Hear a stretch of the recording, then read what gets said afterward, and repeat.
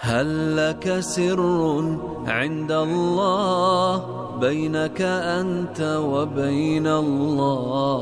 هل لك صدقات تخفى لا يعلمها إلا الله؟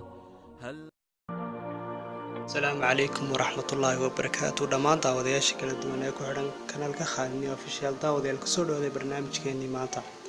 Daawadeel barnaamijkeenan maanta waxaan ku eegi doonaa ama aan ku falanqayn doonaa waxa uu yahay dilaaga qarsoon.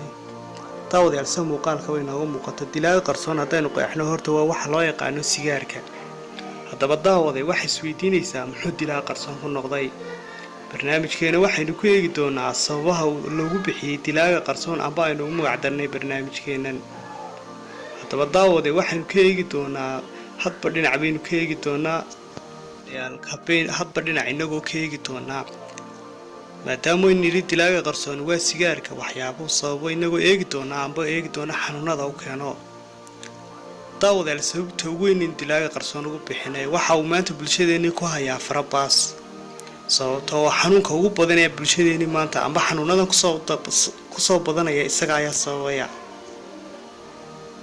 daawadayaal xanuunka ugu badan ee uu sababo sigaarka amba waxa loo yaqaan afka qalaad smokinga waxa ugu badan xanuunka loo yaqaan kansarka. haddaba daawadayaal kansarku waxa uu leeyahay noocyo fara badan waxaana ugu caansan ee uu sababa waa xanuunka loo yaqaan kansarka sanbabada ku dhaca oo afka qalaad lagu yeero lung cancer. intaas oo kaliya kuma ekaan ee wuxuu sababaa xanuuno badan oo bulshadeena maanta aad iyo aad ugu soo badanay run ahaantii waxaana kamid ah xanuunada kale oo sababo waxa loo yaqaan faaliga oo maanta bulshadeena aad moodo run ahaantii inaanay fahansanayn waxa sababaya.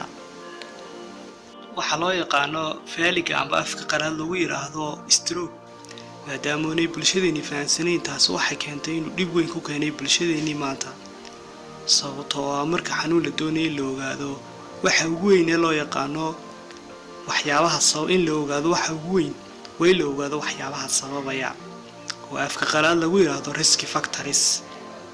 haddaba daawadayaal si aynu ogaano qodobka ugu muhiimsan amba waxa ugu muhiimsan ee xanuun sababaya markasta waxa inoo muhiima bulshadeena inay ogaato waxa xanuunka sababaya meesha uu ka imanayo iyo sidoo isku gudbayo.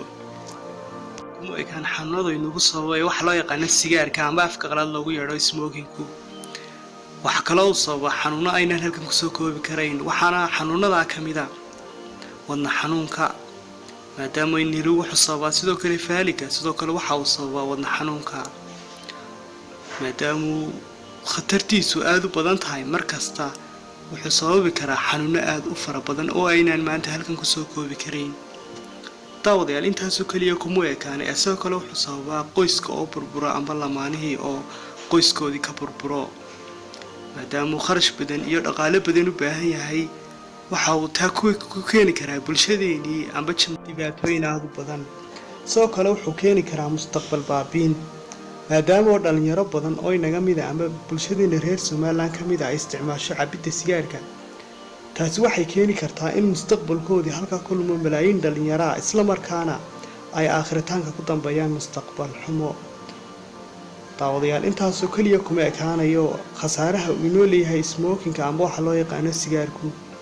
haddaba daawaday weli ma isweydiisay sababta ay ugu hortagi laanahay amba sababta iskaga kantarool laanahay xanuunkan sababtoo maadaama dhaqaale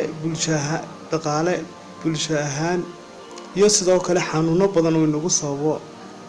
daawadayaal wax muhiim ah ee isweydiinayna markasta waxa way seenu hadii ugu hortagi karnaa taas waxay ku xiran tahay inaga bulsho ahaanteena kaliya maaha hal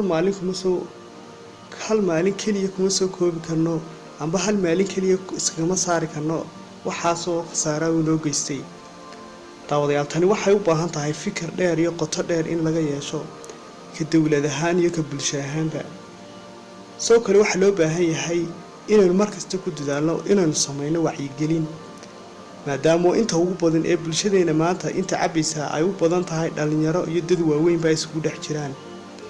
haddaba daawaday hadduu barnaamijkan ku soo gaaray isku day markasta inaad wacyigeliso maadaama laga yaabo maanta xaafidihiini amba qof kasto inaga mid qoyskiisa inuu qayb ka mid ay cabto sigaarka. daawada haddaba isku day markasta inaad wacyi geliso adigoon wax dhib u geysanayn qofkii cabay sigaarka oo kula talinaya ama u sheegaya khasaarayaasha uu geysto maadaama oonay bulshadeeni maanta ay wax bartaan iyaga laftigoodii daawadayaal barnaamijkeeni maanta inta ayuu inooga yahay dhammaan daawadayaashii igala qayb qaatay horumarka kooban ee channelku gaadhay aad baan idinku mahadcelinayaa dhammaantiin aad iyo aad baad mahadsantihiin daawadayaal wassalaamu calaykum waraxmatullaahi wabarakaatuh